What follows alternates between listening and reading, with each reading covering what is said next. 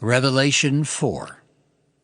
After this I looked, and behold, a door was opened in heaven. And the first voice which I heard was as it were of a trumpet talking with me, which said, Come up hither, and I will show thee things which must be hereafter. And immediately I was in the Spirit. And behold, a throne was set in heaven, and one sat on the throne. And he that sat was to look upon like a jasper and a sardine stone. And there was a rainbow round about the throne, in sight like unto an emerald.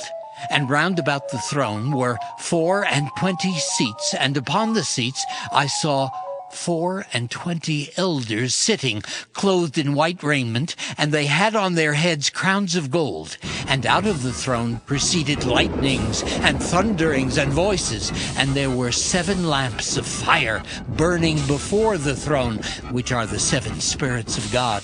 And before the throne there was a sea of glass like unto crystal, and in the midst of the throne and round about the throne were 4 beasts full of eyes before and behind. And the first beast was like a lion, and the second beast like a calf, and the third beast had a face as a man, and the fourth beast was like a flying eagle.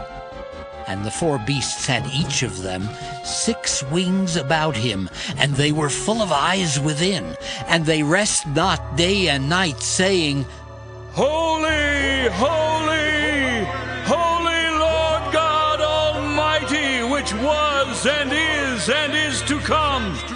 And when those beasts give glory and honor and thanks to him that sat on the throne, who liveth forever and ever, the 24 elders fall down before him that sat on the throne, and worship him that liveth forever and ever, and cast their crowns before the throne, saying, Thou art worthy, O Lord, to receive glory and honor and power, for thou hast created all things, and for thy pleasure they are and were created.